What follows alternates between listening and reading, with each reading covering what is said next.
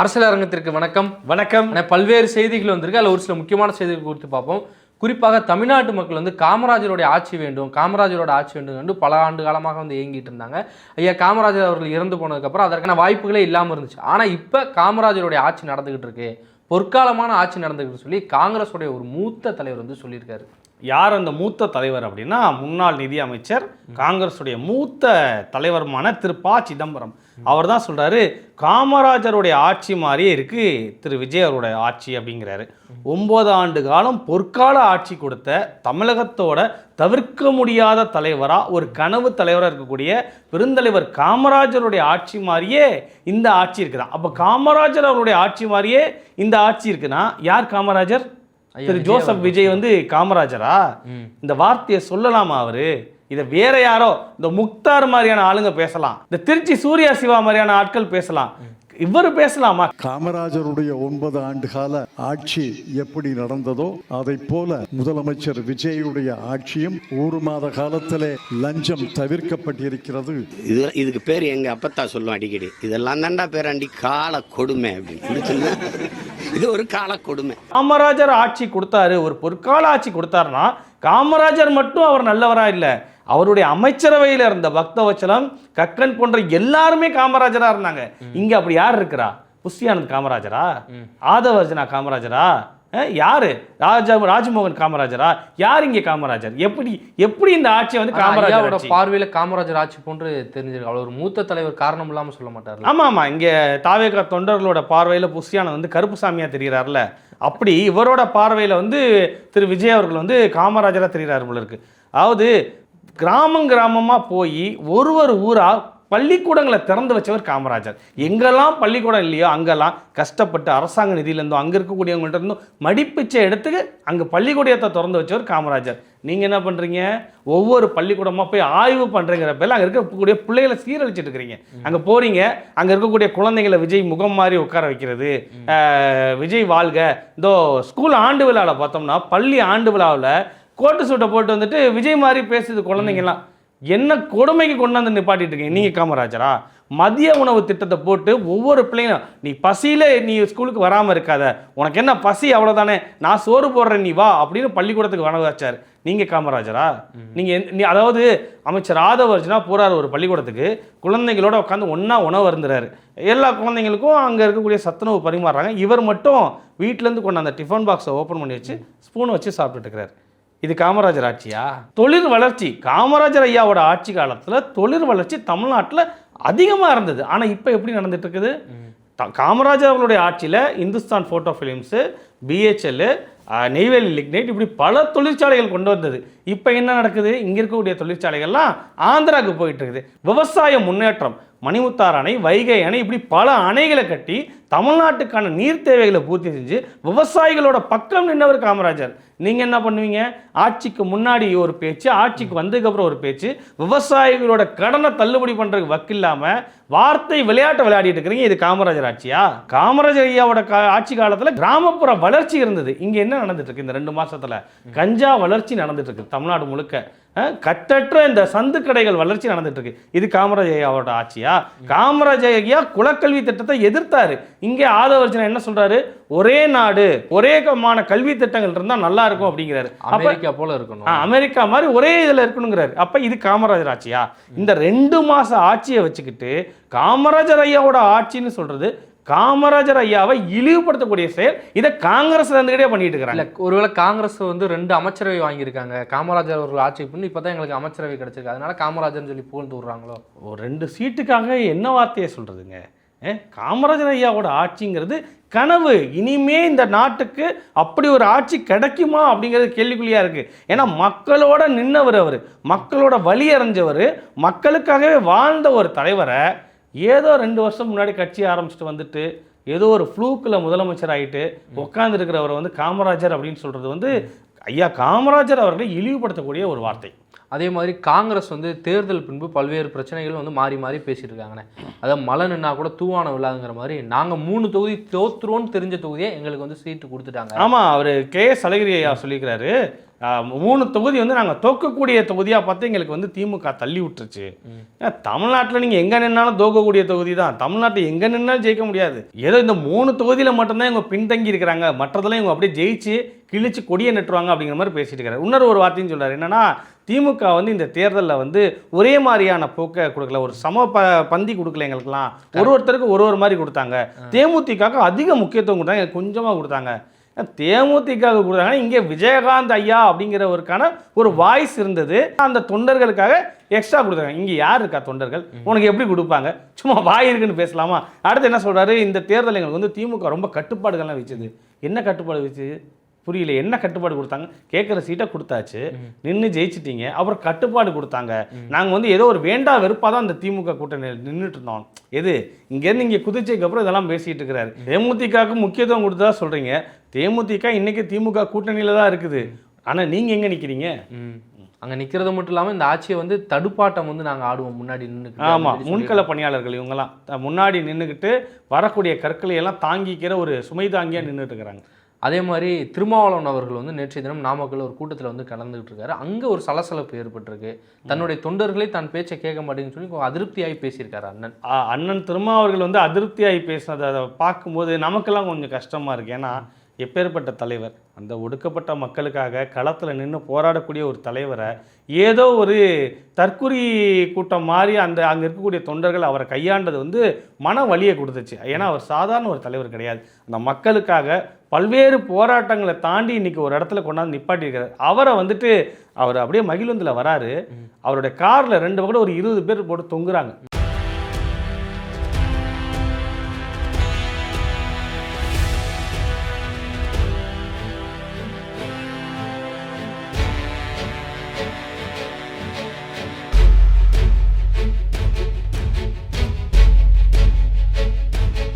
இதெல்லாம் கவனித்து பார்த்தீங்கன்னா உங்களுக்கு அப்படியே கனெக்ட் ஆகும் பாருங்க. காரில் தொங்கிக்கிட்டே வராங்க, அடுத்து அங்கே உள்ளே போகிறாரு, அவர் பேசிக்கிட்டு இருக்கிறாரு, மூஞ்சிக்கு முன்னாடி இப்படி மொபைலை கொடுத்து செல்ஃபி எடுக்கிறாங்க.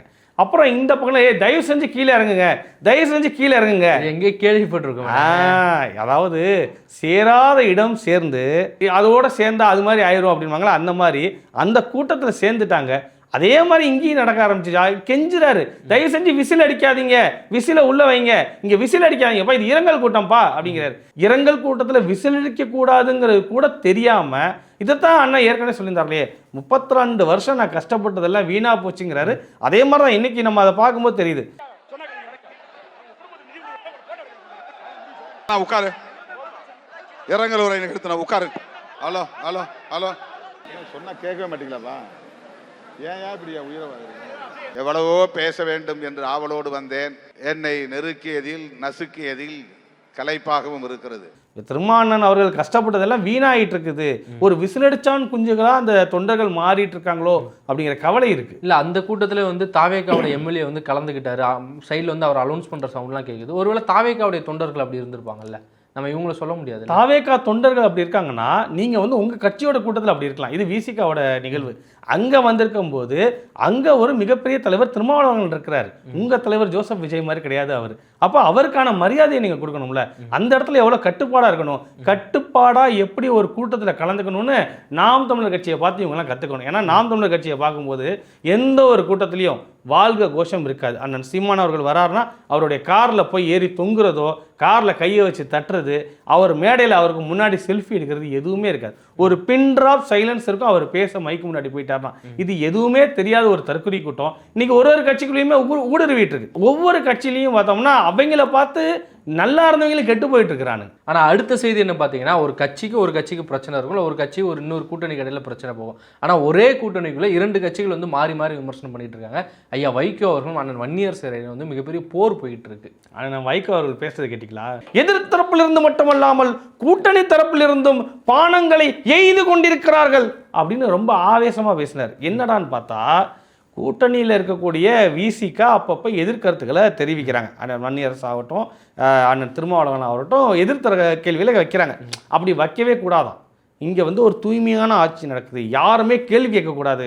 உண்மையான கூட்டணி கட்சினா எது தெரியுமா? IUML மட்டும்தான். அவங்க தான் அமைதியாக உட்காந்து மிச்சம் பிரியாணி சாப்பிட்டுட்டு இருக்கிறாங்க. மற்றவங்க எல்லாம் எதுக்கு நீங்கள் கேள்வி கேட்குறீங்க? இதுதான் கூட்டணி தர்மமா அப்படிங்கிறாரு. அதாவது கூட்டணி தர்மங்கிறது என்னது?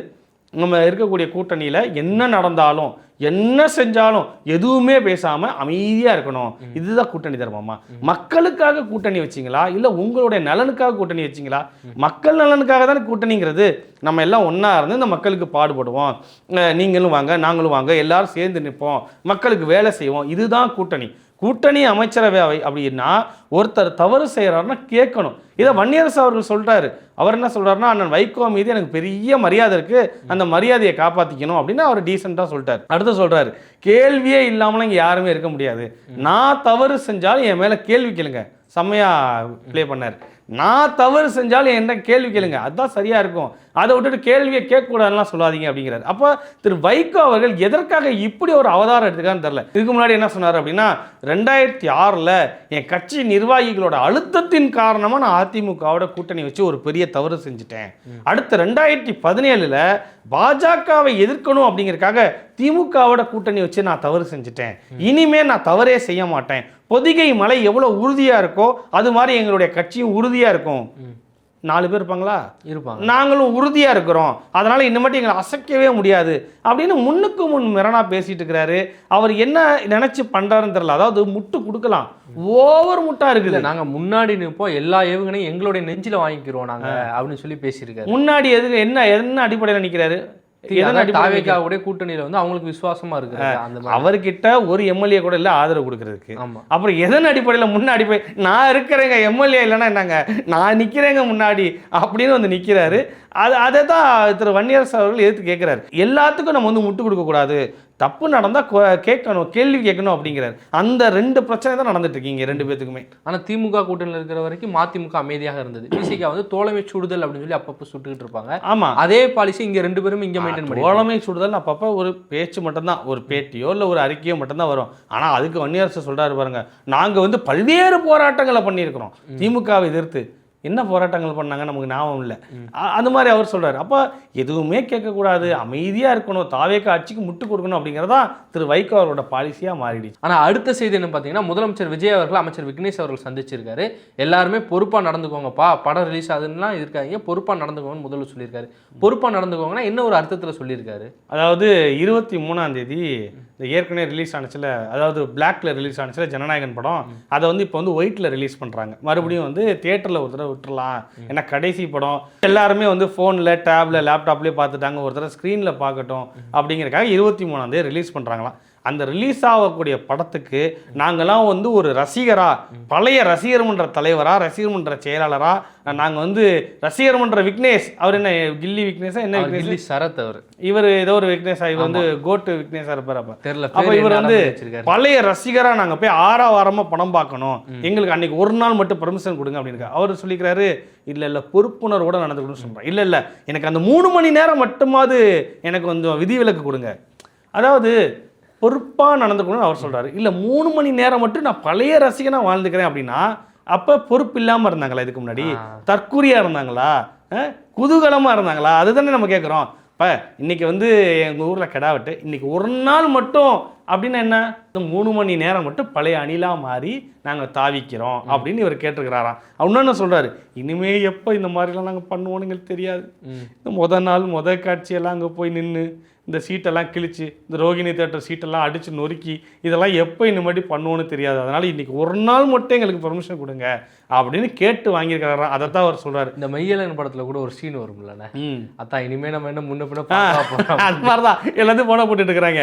நம்ம என்னைக்கு சந்திக்க போகிறோம், இன்னும் இதெல்லாம் நான் வாழ்க்கையில் நடக்கவா போகுது, எல்லாரும் வாங்கப்பா. எல்லா அமைச்சரும் வர 23ஆம் தேதி காலை காட்சியில் தேட்டரில் நிற்பாங்க, வேட்டியை மடித்து கட்டிட்டு குத்து டான்ஸ் இருக்கும், மாலையெல்லாம் கட் அவுட்டுக்கு போடுவாங்க, பால்வளத்துறை அமைச்சர் பால் ஊற்றுவார், இப்படி பல்வேறு நிகழ்ச்சிகள் அன்றைக்கி நடக்கும். 23ஆம் தேதி இந்த கேரளாவில் உலகக்கோப்பை கால்பந்தோட இறுதி போட்டிக்காக வந்து விடுமுறை விட போகிறாங்களாம். அதே மாதிரி தயவு செஞ்சு தமிழ்நாடு அரசு 23ஆம் தேதி ஒரு விடுமுறை கொடுத்துட்டாங்கன்னா பெண்கள், குழந்தைகள், வயதானவர்களும் கொஞ்சம் பாதுகாப்பாக இருந்துக்குவாங்க. ஏன்னா அன்னைக்கு வந்து இவங்க என்ன பண்ண போகிறாங்க, நீங்கள் தான் சொல்கிறீங்களா பழையபடி நாங்கள் மாற போகிறோம்னு சொல்லுவாங்கல்ல.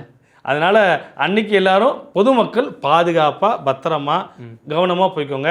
இந்த பள்ளிகள் இருக்கும் பகுதின்னு போர்டு வைக்கிறோம், தயவு செஞ்சு தேட்டர்கள் இருக்கிற பகுதின்னு ஒரு போர்டு வச்சுருங்க. அன்றைக்கி ஒரு 3 மணி நேரத்துக்கு 3 மணி நேரமா என்ன பண்ண போகிறாங்கன்னா நீங்கள் முழுக்க. நான் பல்வேறு செய்திகள் குறித்து பார்த்தோம். மீண்டும் நாளைய தினம் அரசியல் அரங்கத்தில் இணைவோம். நன்றி.